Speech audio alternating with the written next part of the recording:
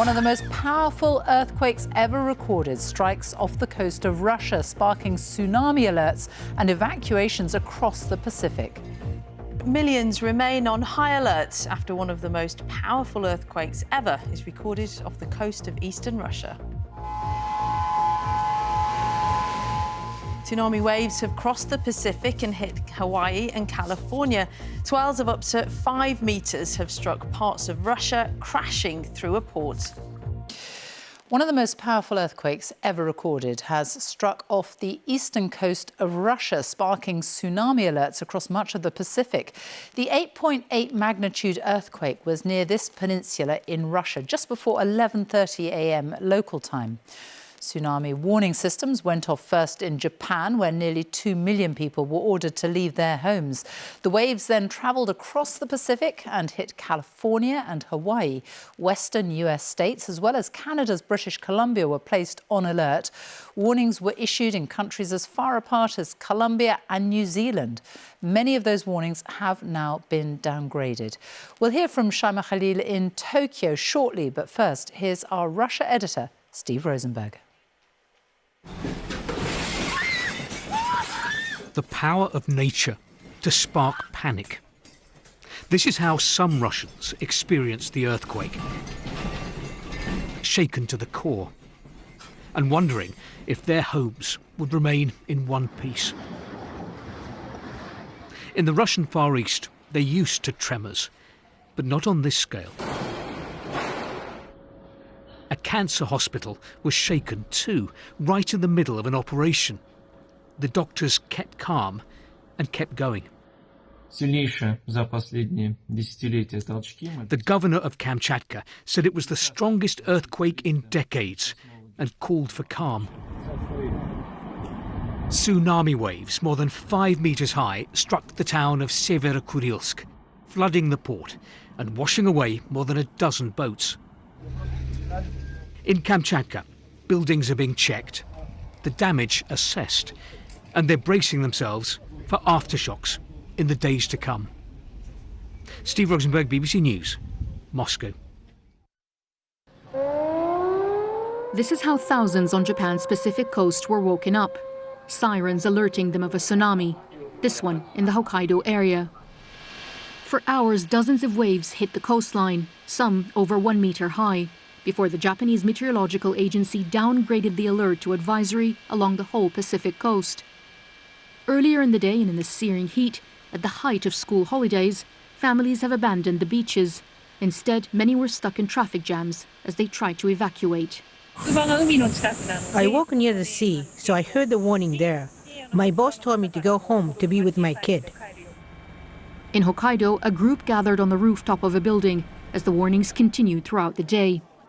People here in Japan are used to receiving earthquake and tsunami alerts, but a warning that includes the Fukushima area, which this one does, always triggers a heightened sense of concern because of what happened in 2011, that catastrophic earthquake, tsunami, and nuclear meltdown. The Fukushima nuclear power plant operator said that all workers have been evacuated and no abnormalities were reported. Like Japan, Hawaii also sits on the Pacific Ring of Fire, which means it's prone to earthquakes and tsunamis. Sirens sounded on the beaches where 6-foot-high waves hit the shores, and ships were sent out to sea. We were luckily one of the last ones that got back onto the cruise ship, and then we could see a lot of other people like getting dropped off and just lining up, but they didn't make it. They were then told to get up to higher ground on shore, so it was quite scary. Many roads were gridlocked on this very tense day across the Pacific coasts. Hours after the huge earthquake in Russia's Far East, the warnings may be downgraded, but the people in the region remain vigilant. Shaima Khalil, BBC News, Tokyo. So, given the strength of today's earthquake, the 6th most powerful ever recorded, there were fears that devastating waves like the Boxing Day tsunami in 2004 could be triggered again, but that didn't happen. Our science correspondent Palab Ghosh explains why it was so different this time. Palab.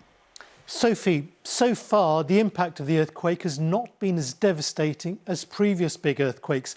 At 8.8, it ranks in the top 10 of earthquakes ever recorded. But what's also of concern are the giant waves the tsunami created as a result.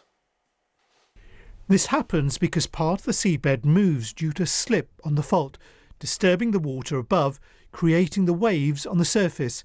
In this case, the Pacific plate is colliding with and sinking beneath the North American plate.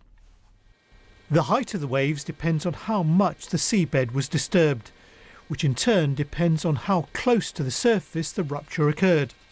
The shallower it is, the higher the waves are likely to be. This one, at around 20 kilometres, is quite shallow. But the tsunami is not as powerful as the ones caused by previous large earthquakes in 2004 in Sumatra and in 2011 off the coast of Japan. That's because the length of the fault in the Russian earthquake and the amount it moved is much shorter. So the magnitude of an earthquake depends on the area of the fault that slips and the amount of movement the tectonic plates experience. The 2011 Tohoku Oki earthquake in Japan and the 2004 Sumatra Andaman earthquake were significantly bigger in terms of the rupture length and also the amount of displacement that occurred. One success story is the early warning system that has been developed since previous tsunamis, and people taking the warning seriously to move to higher ground in affected regions. But experts warn that we may not yet have the full picture. As we're talking now, the situation is far from over. The waves are still going to reach places which have not yet been impacted, particularly down the coast of South America. Also, many hours after the main tsunami waves have passed, the oceans remain very dangerous. There are likely to be aftershocks and more giant waves over the coming hours, so the advice is for people to take care until they receive the formal all clear from the authorities. Sophie.